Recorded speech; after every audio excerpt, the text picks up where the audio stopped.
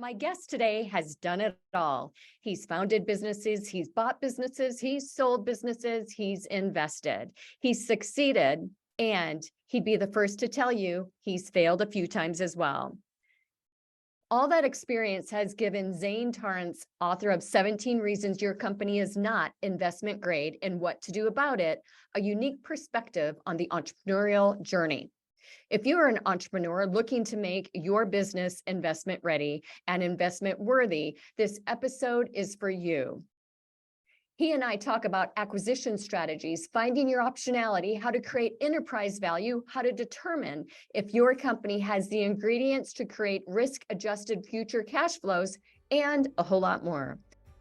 Listen in as we walk through the 17 things you must consider as you are scaling your business.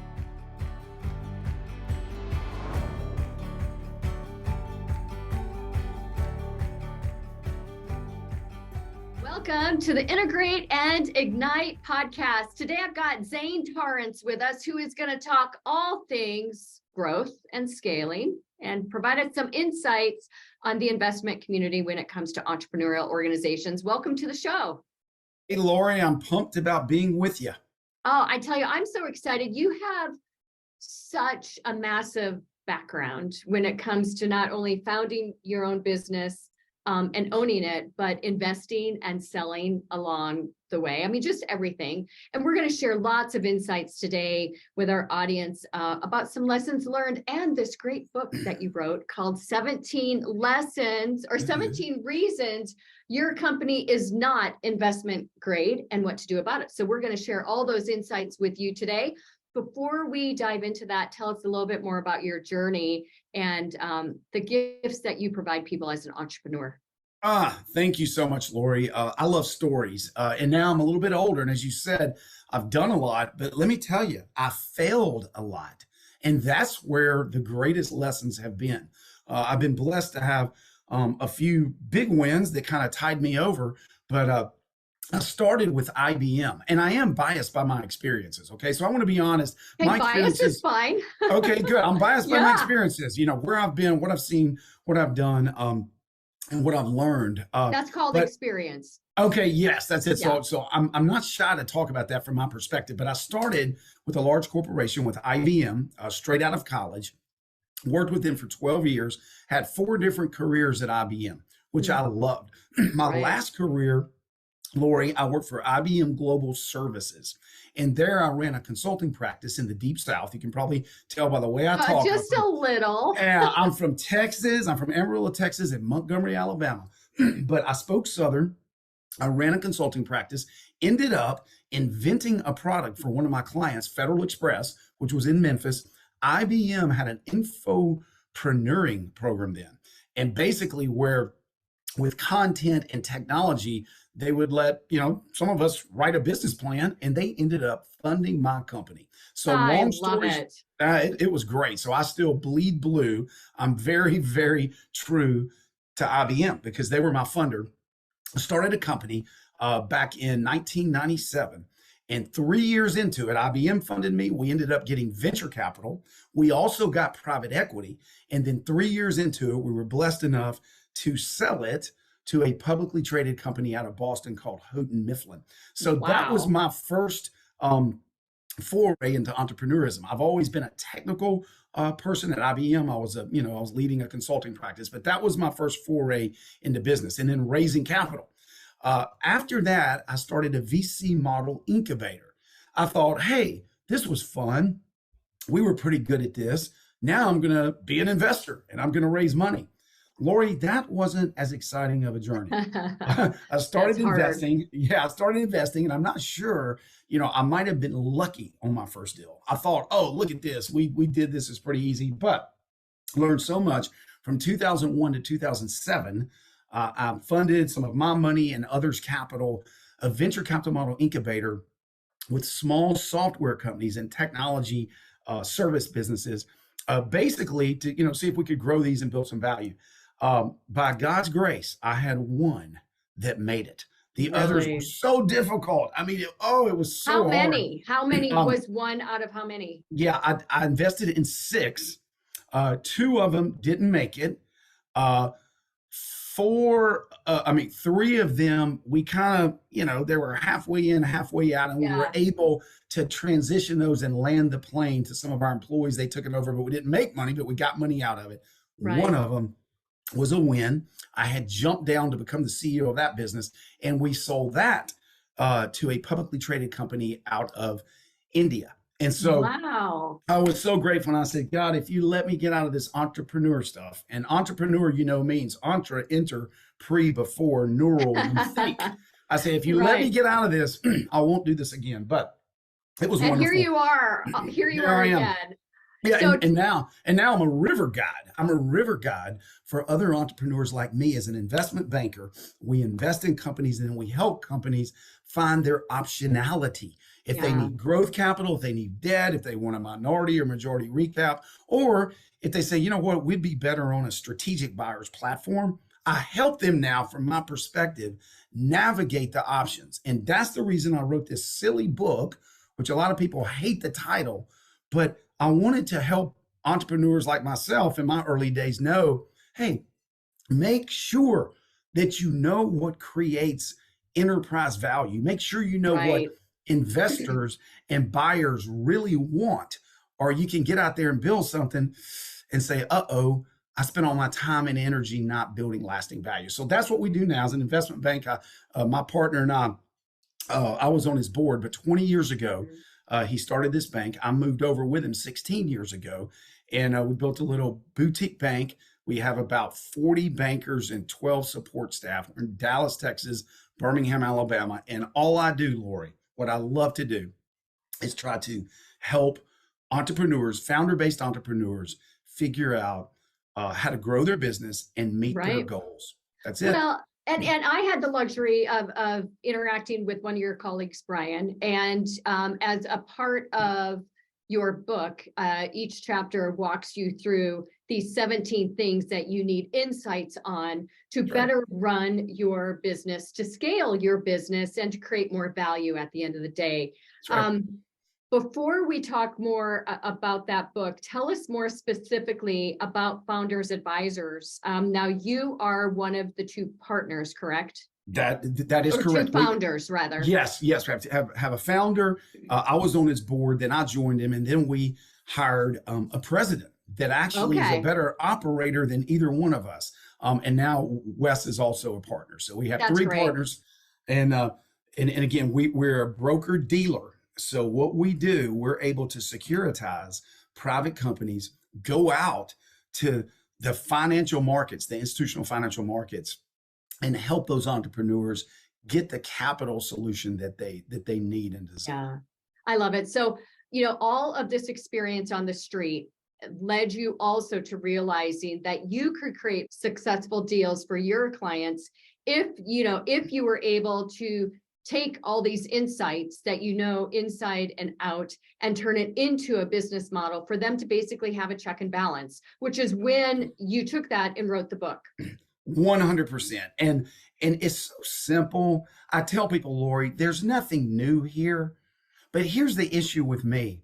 I know more than I actually execute. After 36 years of marriage, I've been married 36 years. Congratulations. Thank you. It's one of my greatest accomplishments. But Yeah. I have a wonderful wife. But, I know exactly how to be a great husband to my wife, Jamie. What's my problem? Why do I still fail sometimes? It's not because I need to read another marriage book or I need to go to counseling.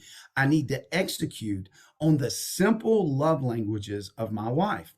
Right. And that's when I wrote this book. It's like, can we really just look at pattern recognition? What makes a valuable company? And let's focus on engineering that and spending our effort, our limited capital, our limited time. Let's focus on things that make a super valuable company. And here's what I love, Lori, and even like you and I were talking, even if you never want to raise capital, you never want to sell your business. Now, one day you'll exit, one way or another, we're all going to exit. Yeah. But we might want to give it to our employees or do an ESOP or transition it to our family. Isn't it better to have an investment grade business That's exactly right. I think that's exactly right. What is the number one reason that precludes a company from being investment worthy? Great Great question. And all these 17 reasons is kind of ridiculous, but all of them relate. But here's the big deal. Your operating model does not create risk adjusted future cash flow. Hmm. You've got a business, but when you really look at it, and you said the word a minute ago, scale, it really fundamentally cannot scale to continue to create margin, operating cash, and grow that margin because you don't have the systems and processes in place. You don't have the right people. You don't have the right service offering or product market fit that you need. So basically, it all boils down to, does your company have the ingredients to create risk adjusted future cash flows? Yeah. That's it. And every one of these reasons points to that, Lori. Well, and it's something very, very important. And I think a lot of companies end up trying to get capital to, to basically cover up a mess that they've created. And that's never a good position to be in. So many of these they're fundamental, Right. but there's tried and true approaches to making sure that you are investment grade. And it's just plain better way to run your business too. The KPIs, the OKRs, the finance side of it, and the marketing side of it, from an awareness standpoint, is very, very important. So when you are beginning to invest, or when you are beginning to consult with people, Right. what is typically the number one worry that they have about knowing whether or not they can or cannot achieve investment grade? Yeah. And this is very interesting because a lot of people at my life stage, they get a little gray hair. I'm 57 years Or old. you They color start, it. yeah, you could call. Yeah, okay. Yeah, that's good. That makes me feel better. But they're starting to think about their legacy. I Right. built this company. I've got something special. They're thinking about their people. I mean, it's amazing. Most owners really, really care about their people because they know how they got there if you have a successful business. So they start thinking, how am I going to position my business and transition it while also being super mindful of my team, my employees, and also for most of us entrepreneurs, I think the latest number is about 90% of most business owners' wealth of private companies is tied up in their business Right. because we built a business. So you've got all this money that's not liquid. And so Right. really their concern is, how do I transition the business to the right people? Also financially make sure, I'm okay, but then make sure my team's okay as well. That's the reason most people come to us, Lori. And that's when we start looking and saying, okay, let's really see how you would be valued in the market. A lot of people get valuations that are financial valuations. Their accountant might say, okay, your EBITDA is 2 million, your trailing 12 months EBITDA is 2 million. In your industry, that trades for about 8 or 9 times, last 12 months EBITDA. So you're worth $18 million. That's not what we do because there's Right. so many other factors that can give you a huge bandwidth of what you're worth. So most of the time it's transition planning that brings people to us. Yeah, I love that. And at least the question in their own mind of, where am I going to take this thing? And and how can I either increase the health of the organization, maintain it, or scale, as we've talked a lot about. We are going to get into not all the 17 reasons. Sure. We are definitely going to get there in a minute.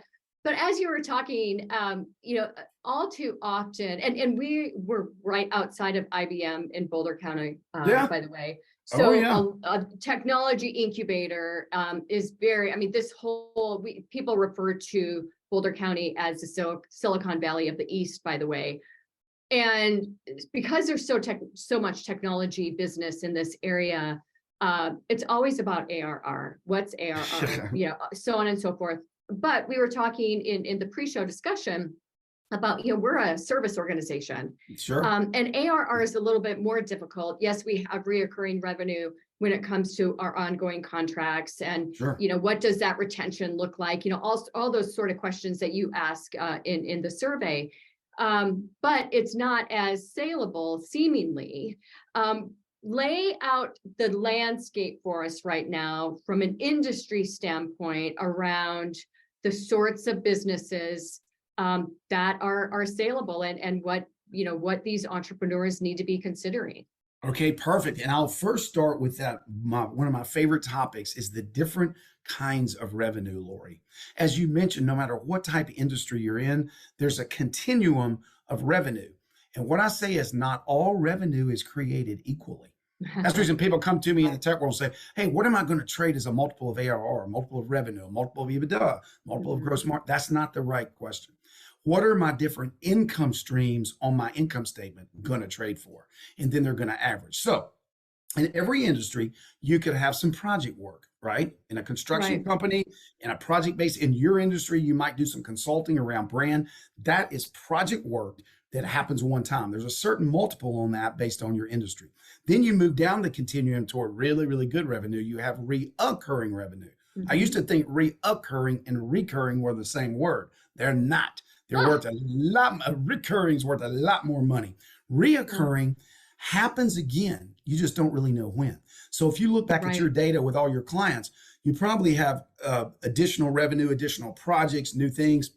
It just might not be on a quarterly basis that they're paying you, a monthly basis, an annual Right. contract. So that's reoccurring revenue. And if your data can show that, that could trade in your business for let's say 8 or 9 times EBITDA. One time project revenue might trade for 4 times EBITDA. Now, if you Mm. get into this, and this is what we call it in your space, a services business, CAS, not Right. SaaS, software as a service, but consulting as a service, where Ah, you get your client on a contract, say, listen, I need you constantly looking at my messaging, mhm. constantly looking at my content, and I want to pay you $1,000 a month to do all this stuff and really outsource my marketing branding to a specialist if that's all you do. We're a bank, and I will pay you $1,000 a month to do that. Guess what? That trades just like a software company trades. And Mm, so every business, no matter what industry you're in, can have those three types of revenue. Now, if I'm a contractor building houses, most of that yeah. is one time. But if I can show that I'm building more and more houses in a certain demographic for a certain group of people, for a certain architectural firm that's referring me those people, then I can move into that neighborhood of higher multiples. So I would say the Yeah. number one thing that entrepreneurs need to do, and it's my first reason, is really look at your revenue stream. And the more predictable you can make that, the The more better. valuable your company is.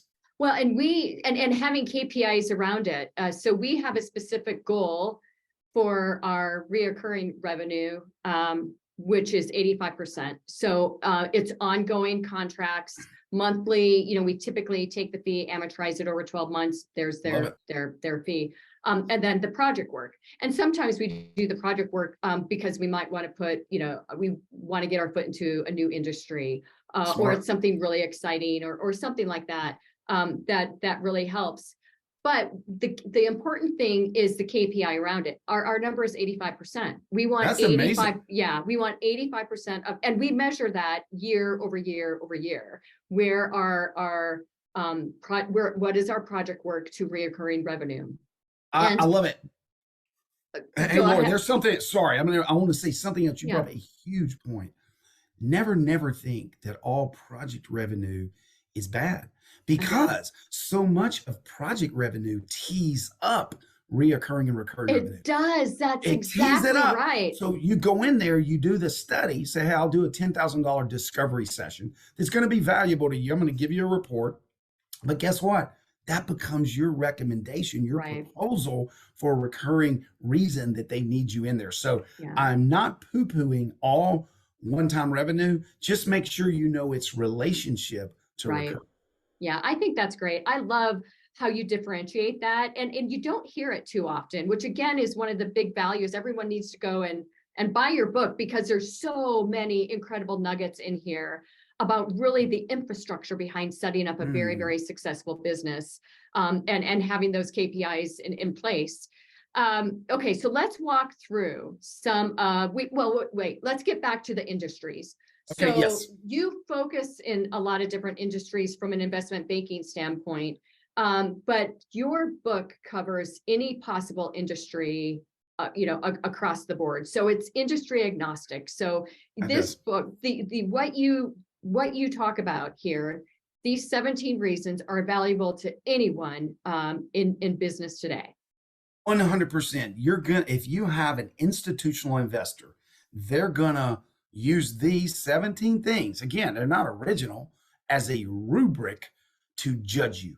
Just Yeah. like if you were a gymnast or a diver, you're judged by a group of judges that say, what is your creativity, degree of difficulty? I'm telling you, Lori, these 17 things they're gonna grade you Yeah. very seriously. If you're a contractor, if you have hamburger chains, or if you're a digital marketing agency or a SaaS provider, they're going to rate you. Now, it's going to be very different what your ultimate valuation is going to be, right? Because different industries kind of trade different ways, but they trade different ways because of these 17 things. Right. Because if you're going to trade on a 10 times ARR, I promise you, your risk adjusted future cash flow is going up and to the right, and it looks beautiful. So, yeah, great it really question. does.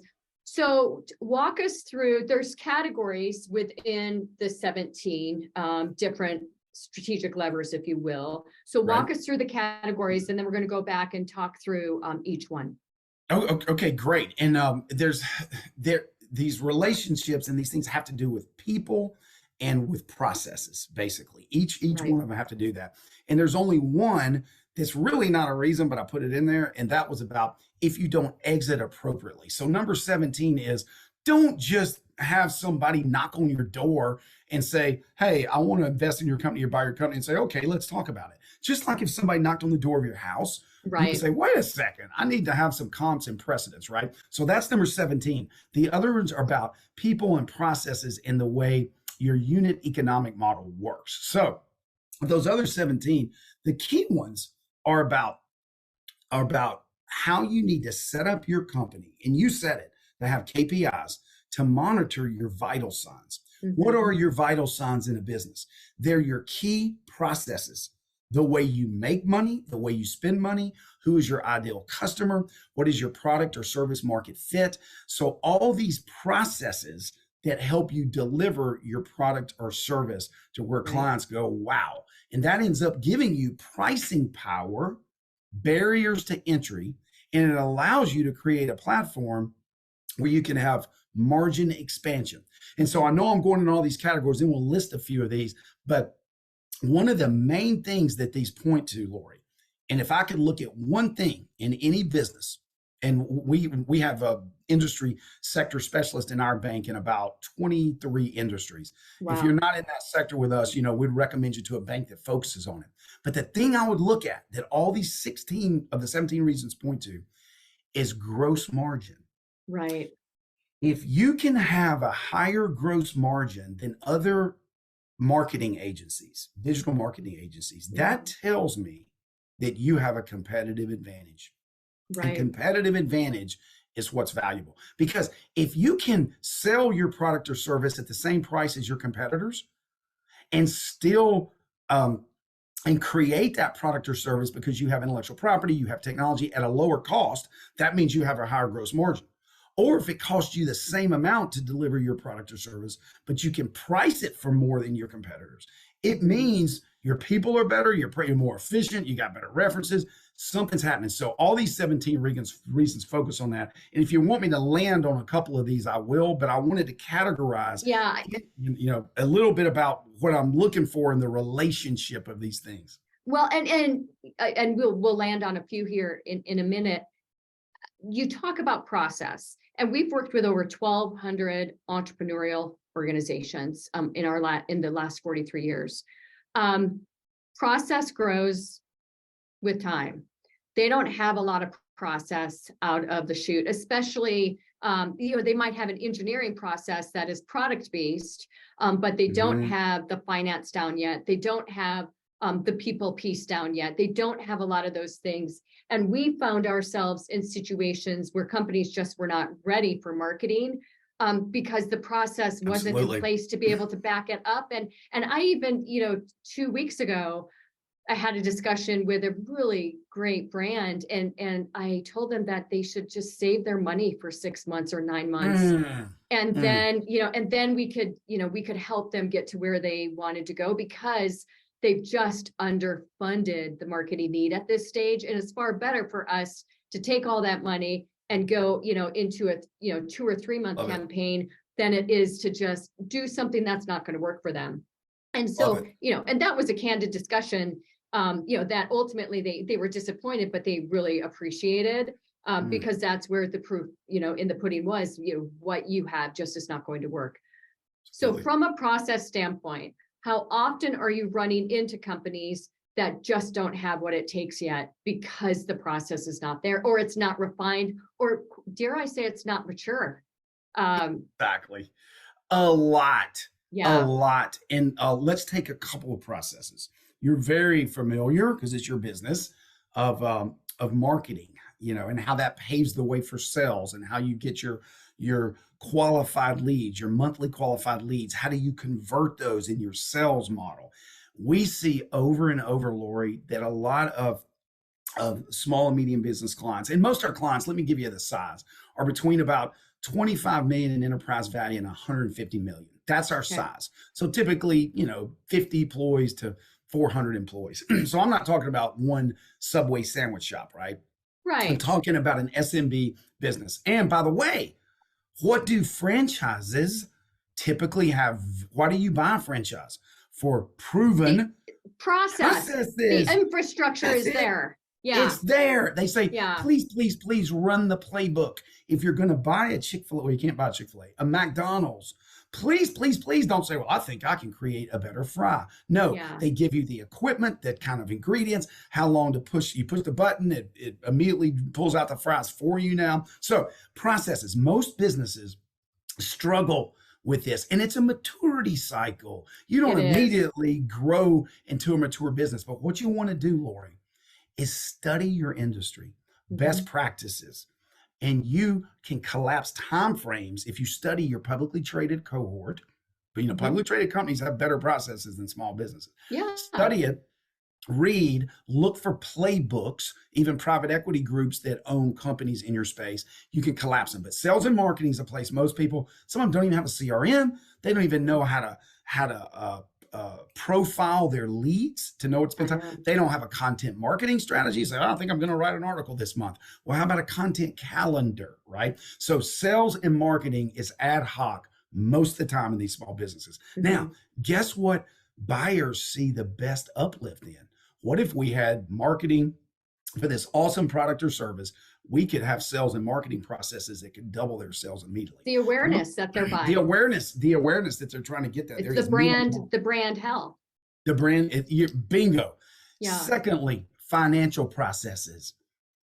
They are weak. Guess what? The first thing that an institutional buyer that understands your industry, is very mature, have typically built companies over and over in your space. One of the first things they do when they buy a company is they upgrade the financial talent. Mm. Okay. They might Yeah. add a CFO. If you have a controller, most of the time, small businesses overtitle their financial people.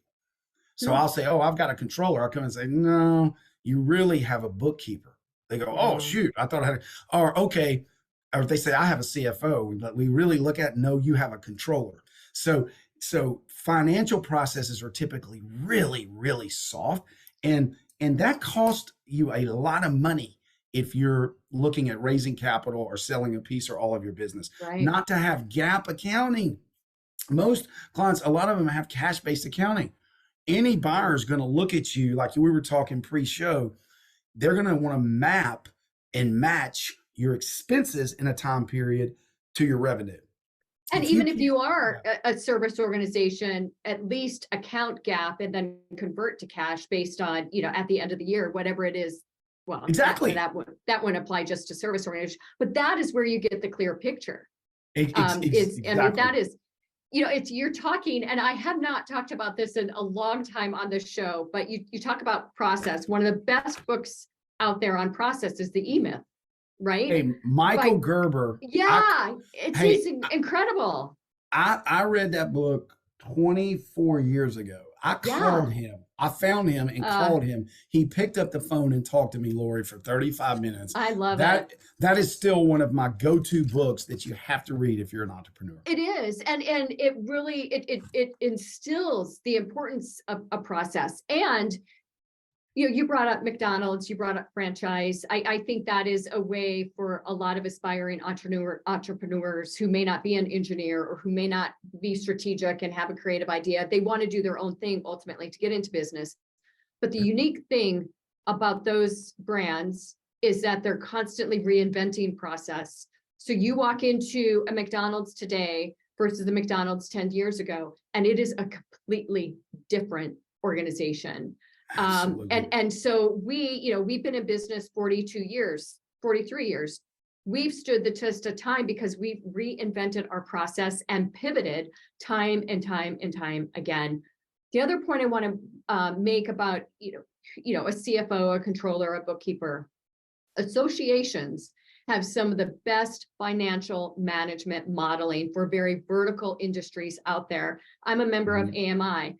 The reason I scored so high when I took the 17 reasons test with Brian was because of the processes that I've had in place for the last, 30 years since I joined AMI that measure, the cash flow, that measure, the AGI versus EBITDA versus operational costs. And we measure to these percentages week over week over week, all year round. And that's how you grow.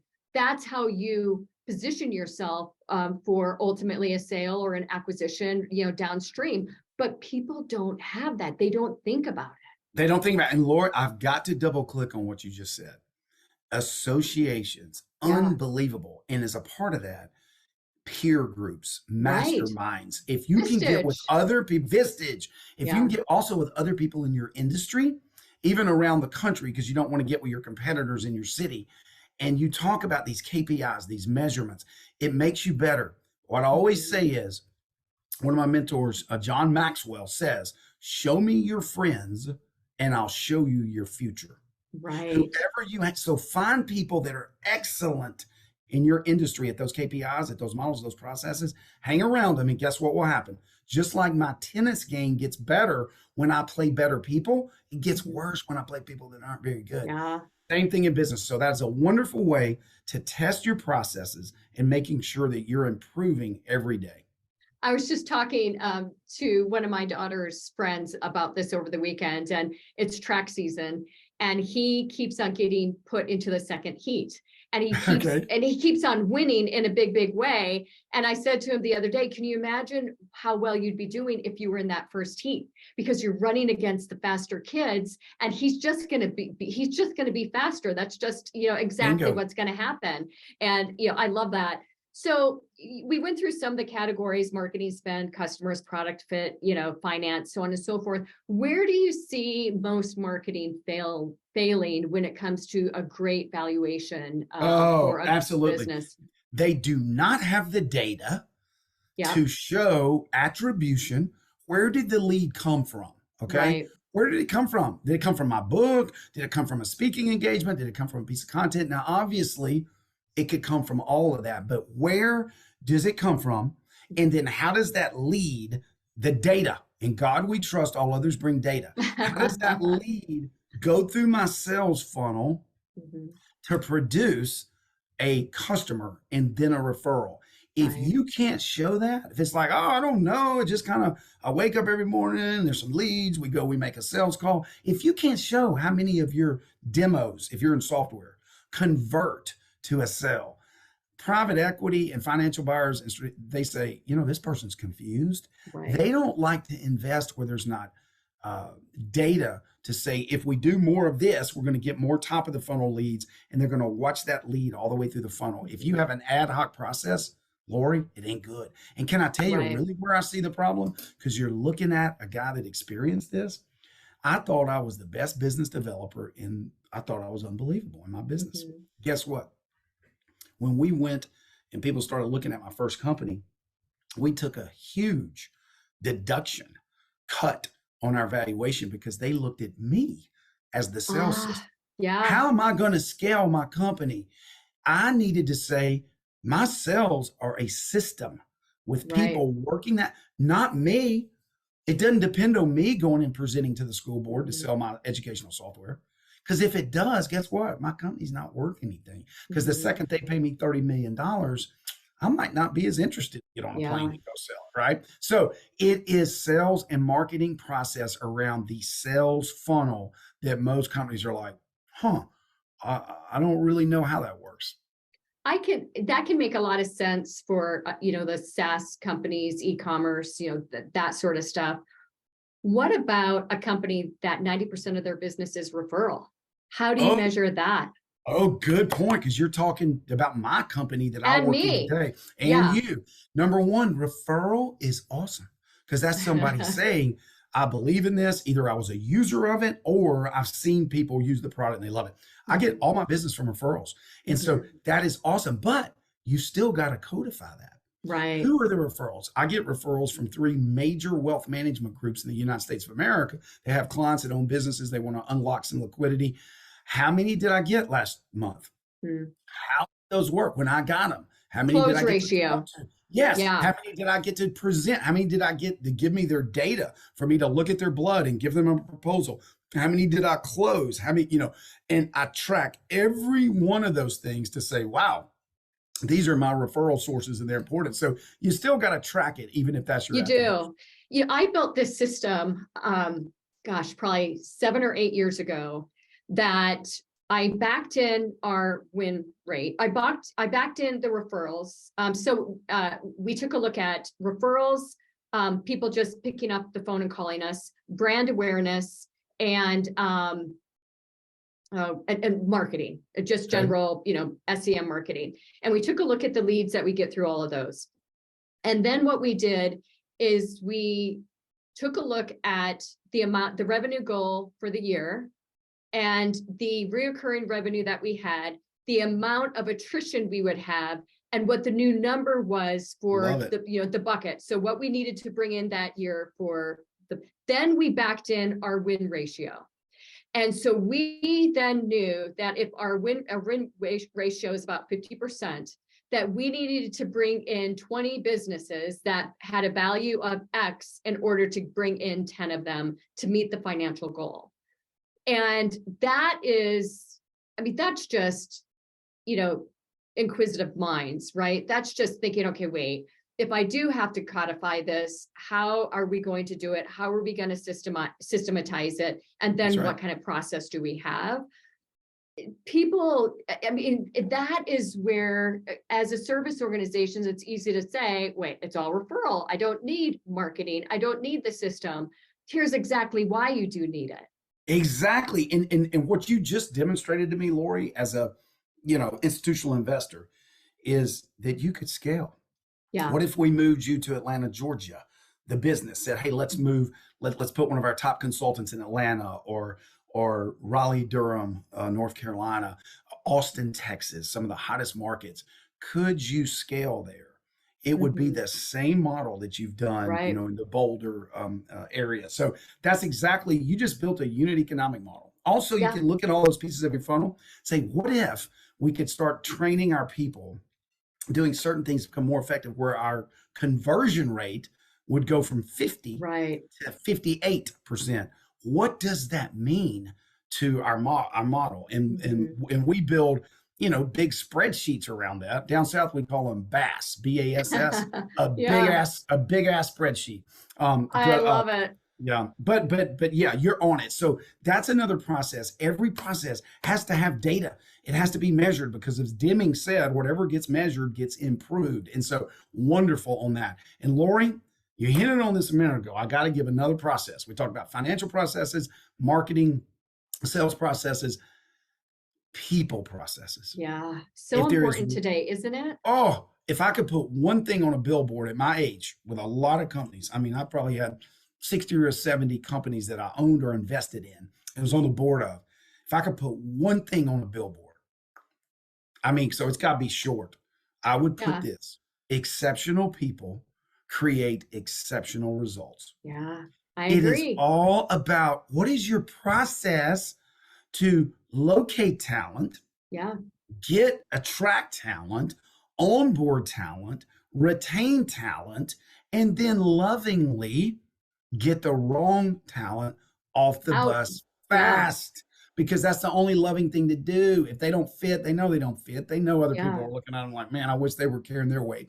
So that is the key, whether you have a product company or a service company. I tell my clients, be good to my people because Mhm. I will fire you if you abuse Oh, my people. You know why? yeah.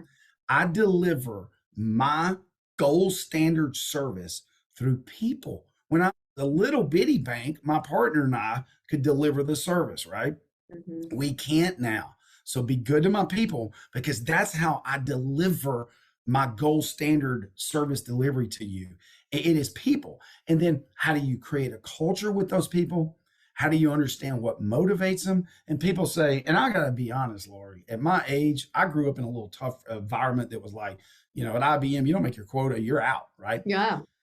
It's changed a little bit. These younger folks, they're scary bright. They're smarter than we ever were, super talented, but it's not all about the money to them. Their Mhm. motivations are different.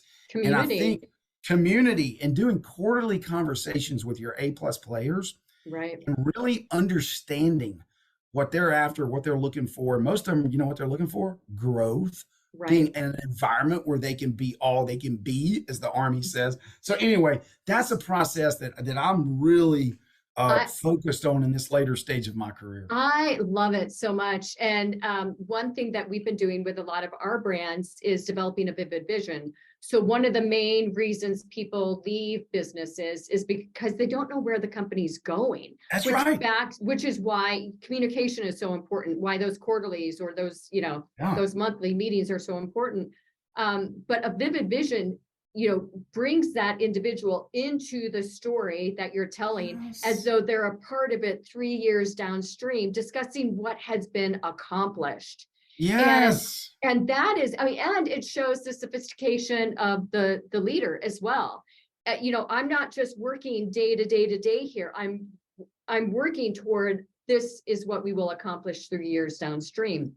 Absolutely. And And Lori, I don't mean to sell your type of business, right? What you do, but marketing and branding is focused on clients and prospects. It's also focused on talent. it How is, do I mean, you tell your story well yeah. to attract A players that say, I like that. I want a shared fate with that Yeah. company because I appreciate their values and their vision. Of the 5 or 6 categories that you talked about, that you measure against, in the quiz, or it's not a test, it's a survey. It's a survey Um, assessment. survey. Where do you see most companies failing? Failing's a strong word, but I guess Oh, falling down I on got it. with the people side of it. Oh, okay. Oh, with the people side. Okay. Because there's Yeah. one that people all miss in Vistage. We've done over 1,000 of these with CEOs like yourself in Vistage. And I'll see what's going on. On the people side, here's the deal. They don't force rank their employees. And you go, what? Huh. Every symphony, every chorus, they force rank. This is first chair, second chair. This is top tenor, Exactly. second. Every athletic team, did they just say, oh, we've got 4 quarterbacks and whoever we flip a coin? No, they have QB1, QB2, QB3. Most entrepreneurs are uncomfortable force ranking their Hmm. talent. Why do you need to do that? Every investor or buyer that ever comes to you, Lori, they're going to ask you, Yep. you know your people, but who can we not lose? So they can Right. do stay bonuses and compensation and we're uncomfortable doing that. The number one place people fall down is they don't force rank, and therefore, guess what? My buddy Patrick Lencioni, I know him. Yeah. He doesn't know me. I know him. I've eaten dinner with. I know him, but he wouldn't remember me. He says that we spend more time typically with our B minus and C players They than take we more do. energy. They take more energy. And I don't Yeah. want to talk about kids. I've got kids. Guess what? I spent more Exactly. time with certain kids than others, right? But how does the A players feel? We have to be Yeah. very honest that it's about them and we need to talk to them. So that's where they fall down. They don't force rank. They don't know how to love their top players. They don't know the partners and spouses of their A players, what their favorite restaurant is, what their favorite wine is, what their favorite candy bar is. If you can serve your A players, they will die for you. Now you got to Yeah. show them how they can share in the vision, how they can one day maybe get equity. But Mhm. that's the number one place that I see them falling down. Yeah, I love that. And it's so true. And, I think we get so busy running the business that we forget to take care of, our own team as well. I mean, it's a Sure. juggling act. There's no doubt about It's it. hard. Okay. So you were going to go here when I asked the question. So what is the main area that most companies with this whole system, or should I say process, with this whole Process. process, where do they fall short? Okay, and I'm so glad I made you ask me this question, but I've just gotten the data back for most of the Vistage deals we do with CEOs and people in Vistage. Come on, you CEOs are intellectually curious. Oh, yeah. You're growing faster, you're doing great stuff. Let me tell you, in these CEOs, what the data's showing. The against the cohort, the weakest of these 17 it deals is growth. Hmm. Growth. And you know why? We're not holding each other accountable. Growth Right. is hard. And I say, you know what? My partner and I, we've already done fine. We've made money. We don't have to grow. We just kind of want to be a lifestyle company. Guess what? Talent doesn't want to work for a lifestyle company. Right. And we give ourselves an excuse. Well, that's the reason we're not growing at 40%. And we're not growing as fast as our industry or as our competitors. So the weakest area across these 17 things with the people now that we have actual data coming in is we don't hold ourselves to an aggressive growth rate because you know what? Growth is hard. Yeah. It's hard for me to go work out every day. If I don't break a sweat, you don't grow and we get lazy and we play like, as my grandmother said, we plike that we're doing okay when really our foot's not on the accelerator. And people say, wait a second, Zane, it's not all about growth, is it? No, it's about healthy growth, but it's the combination of your profitability growth and your revenue growth. It's not just revenue growth at all costs. It's not just profit. And then we're not going to grow. We're going to fire everybody. We're not going to create new products. Any kind of growth, Lori, destroys your income statement because you have to hire people. You have to market. You have to say, man, I'm investing for the future. It's the balance between your revenue growth and your EBITDA growth that you want to balance. And guess what? Every industry has what we call the rule of 40 to let you know the relationship.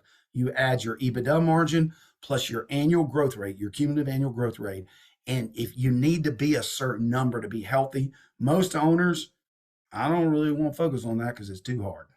Well, and I think a lot of times we see this all the time where they want it all. They want the lifestyle. So they still want to be, bringing in, the extra $200,000, $300,000, $400,000, to their individual profit line each month. And they're not investing where they need to. And we've got another situation we're probably going to walk away from that this company wants to scale, but they don't have the marketing dollar. They do have the marketing dollars needed to scale. They're not willing to take it away from the personal P&L. And that's a huge issue. And which is fine. If that's the way you want to manage your business, fine. But we can't help you get to where you can't help them. No, we can't. And Lori, you said it. If I own 100% of the business, I can do whatever I want to do, right? Yeah. But here's the deal. That is called a lifestyle company. It is. That is not a growth equity. It is. If you have people that work for you that one day you want to give options, or you have an ESOP, or you have any kind of profit sharing, it is not fair to be a lifestyle company. And guess what? Really good talent, they don't want to work for a lifestyle company that the owners they want to work for a company that wants to grow, that wants to conquer, that wants to do acquisitions, that wants to be all they can be so they'll have more opportunities. So I'm going to tell you, I totally agree. Force yourself to do what it takes to grow at least as fast as your industry, maybe a little faster in your competitors. Well, I tell you, you've shared so many incredible insights today. Thank you for that. What is the best way for people to be able to reach out to you? And actually, you can take the test, the quiz online.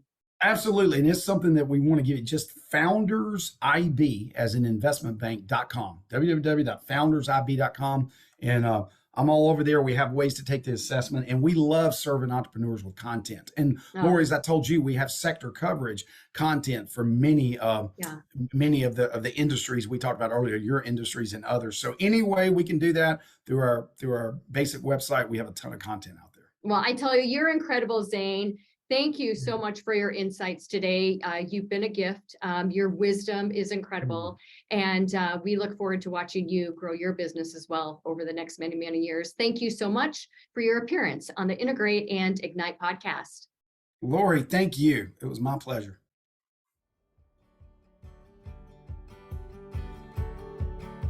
This episode is complete.